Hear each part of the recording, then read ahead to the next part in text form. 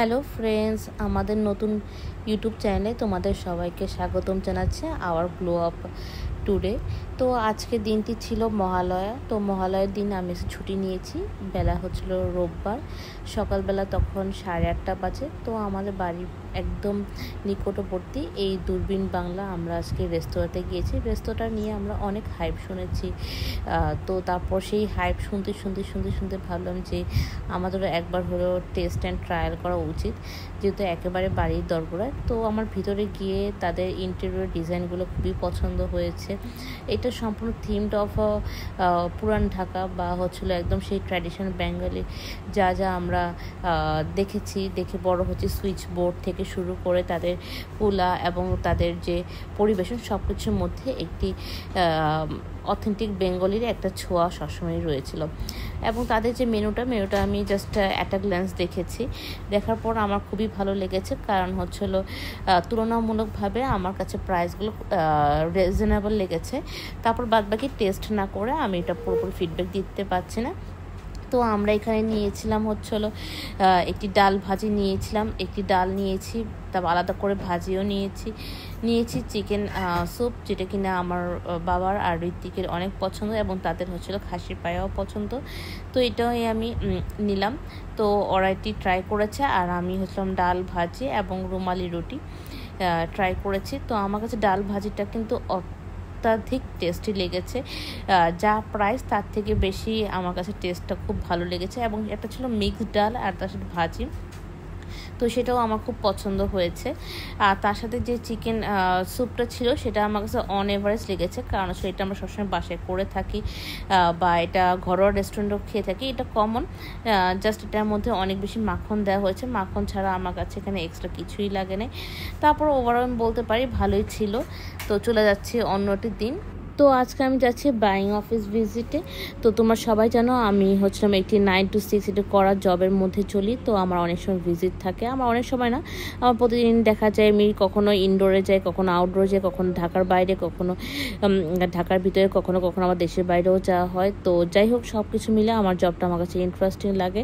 তো আমি এরকমভাবে বাইরের জিনিসপত্রগুলো, বাইরে মানুষের সাথে পরিচিত হওয়া, খাওয়া দাওয়া করা এবং ঘোরাফেরা করতে পছন্দ করি। তো এই করতে করতে আজ এসে দাঁড়ালো বৃহস্পতিবার। তো শুরুটা যতটা ভালো দেখেছো ততটা ভালো হলেও যে বৃহস্পতিবার যে রাতটা ছিল সেটা কিন্তু আমাদের জন্য খুবই কাল রাত্রির মতো ছিল। তো এখন তো আমার মুখে অনেক হাসি দেখতে পাচ্ছ, বাট পরবর্তী বাসায় গিয়ে যে ঘটনাটা শুনলাম সেটা তো আমি অলরেডি লাইভে এসে বলেছি যে জীবন অনেক করুণাময়। জীবন কখন কিভাবে করে পাশা পাল্টে যায় কখনই বলতে পারবো না। কারণ আজ মনে হচ্ছে দিনটা খুবই ভালো, তার মানে এই না যে কালকে দিনও খুব ভালো যাবে। আমরা কেউই জানি না যে কালকে আমাদের জন্য কি অপেক্ষা করছে, বাট আমাদের সবসময় রেডি থাকতে হবে যে লড়াই করার জন্য। এটাই জীবনের একমাত্র বিষয়বস্তু। তো যাই হোক, আজকে হচ্ছিলো আমি তেমনভাবে কোনো ভিডিও আজকে করিনি। শুক্রবার দিন ভেবেছিলাম যে পূজা একদম অ্যারাউন্ড টু কর্নার, তো হচ্ছিল আমি বাইরে যাব, কিছু শপিং করব, যেহেতু আমি হচ্ছিলাম অক্টোবর মান্থের হাফ স্যালারি অলরেডি পেয়ে গিয়েছি, কিন্তু সেরকমটা কিছুই হলো না। আমার ভাইয়ের সাথে একটা খুবই অঘটন ঘটেছে। তো কি ঘটনা ঘটেছে সেটা আমি এই ইউটিউবে, এই চ্যানেলে, এই ভিডিওতে আর বলতে চাচ্ছি না। অলরেডি আমি আমার যে অন্নপূর্ণা হেসেল, যে এখানে একটি ইউটিউব চ্যানেল আছে, সেখানে আমি লাইভে অলরেডি বলেছি এবং তারপরেও আমার অনেক কিছু সমস্যা হয়েছে, যার কারণে সেই লাইভটাও আমার ডিলিট করে দেওয়া হয়েছে। তো যাই হোক, আমি যেহেতু বলেছি যে আজকের জীবনটা যেভাবে যাচ্ছে সেটাই হচ্ছিল আমরা উপভোগ করি। আমরা অপেক্ষা করি না যে কালকে ভালো হবে, কালকে কীরকম হবে সেটা আমরা কেউই জানি না। তো বৃহস্পতিবার রাতেবেলা আর আমরা কোনো আর অন্নপূর্ণা হেসেলে আমরা কোনো আর ভিডিও আপলোড দিতে পারিনি, যেহেতু আমাদের পরিবারের উপর দিয়ে একটা বিশাল বড় কাল রাত্রি একটি কালো ছায়া পার হয়ে গিয়েছে। তো আজকে আমরা রান্না বান্না করছি, আর সবই রান্না বান্না হচ্ছিলো আমার ছোট ভাই ডেডিকেট করা, তাকে খুশি করার জন্য, তার শরীর সুস্থতার জন্য হচ্ছিলো। আজকে আমরা করছি চিংড়ি পোলাও আর তার সাথে চিকেন। তো আমরা যা বাসায় রান্না করি তাই আমরা ভিডিওতে আবদ্ধ করি, ক্যামেরা বন্দি করি। এই তার তোমাদের একটি স্নেক পিক্স বা এক ঝলক দেখিয়ে দিচ্ছি। তো প্রথমে আমরা আমিষ রান্না করি, পরে আমরা নিরামিষ রান্না করি, বা একটা ভেজিটেবলস অলওয়েজ থাকে যেহেতু আমরা ভেজিটেবল লাভার বা আমরা ভেজিটেবল ওরিয়েন্টেড। তো যাই হোক, মা তো এত কিছুর মধ্যেও দেখা যাচ্ছে কিভাবে করে সে সব কিছু সামাল দিচ্ছে। আমি তো তাকে দেখে অবাক হয়েছে, তার এনার্জি দেখে। একদিকে সে অনেক কষ্ট পেয়েছে অনেক কিছুর কারণে, পরিবারে আরও অনেক কিছু চলছে একসাথে, সব তো আর সবার সাথে বলা যায় না। তবে হ্যাঁ, যা দেখা যায় তা আসলে সত্য নয়, আর যা সত্য তা কখনো দেখা যায় না। এটাই জীবনের একটি সারমর্ম আমি বলতে পারি। তার মধ্যেও আমরা আমাদের রান্নার একটি চ্যানেল আছে, সেটাকে আমরা কন্টিনিউ করি সব কিছু বাধা বিপত্তি উপেক্ষা করে। আর তার সাথে আমাদের লাইফস্টাইল বা আমরা কোথায় যাচ্ছি বা বলতে পারো এটি আমাদের একটি গল্প কথা নিয়ে আমি হলাম এই চ্যানেলটি, যেটা তোমরা এখন দেখছো আওয়ার গ্লো আপ টুডে। এখানে আমি ভিডিওগুলো দিয়ে থাকি আমাদের সাপ্তাহিক কী আপডেট আছে এবং আশেপাশে কোথায় ঘুরতে গেলাম এই সব কিছু নিয়ে।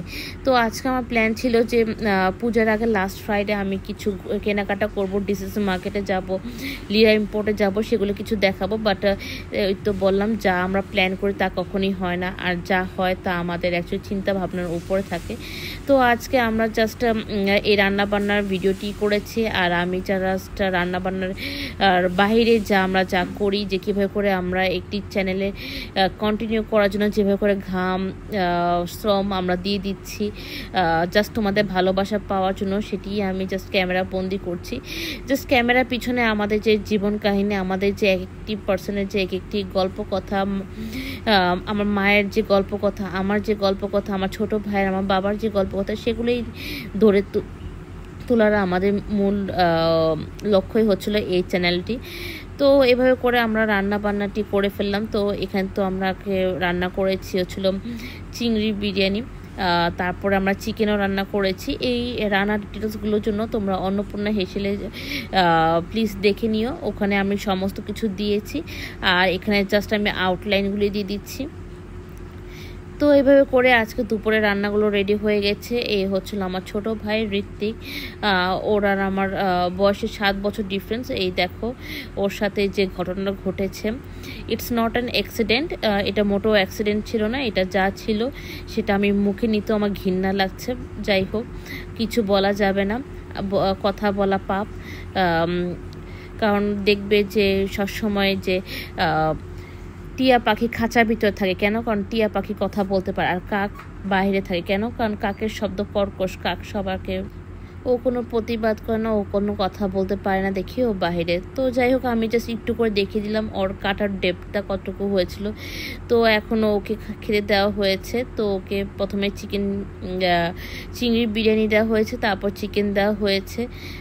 তো ওই খাবারটি পেয়ে অনেক খুশি। আর যেহেতু তোমরা সবাই কম বেশি জানো কি জানো না আমি জানি না, আমার ভাই হচ্ছিল অটিস্টিক, তো হচ্ছিল ও এরকমই। তো ওর সাথে একটা যে অঘটন ঘটেছে তার জন্য আমি তীব্র নিন্দা জানাই, বাট এটা নিয়ে কোনো প্রতিবাদ হবে না, এটা নিয়ে কোনো কিছুই হবে না। যাই হোক, সর্বকিছু নির্বিশেষে জীবন এটাই, এটা নিয়েই চলতে হবে, এর থেকে বেশি আমি এখানে কিছুই বলতে পারবো না। তো আজকের এই ভিডিওটি এরকমই ছিল বন্ধুরা।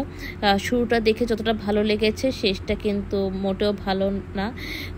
তারপরও আমরা এই আশাই করি যে সামনের সপ্তাহ পুজো আছে, তো পুজোর দিনগুলোতে কথাবার্তা হবে, দেখা হবে যে কোথায় যাচ্ছি, ঘুরছি। তো সব কিছুই তোমাদেরকে দেখানো হবে আউটলাইন হিসেবে।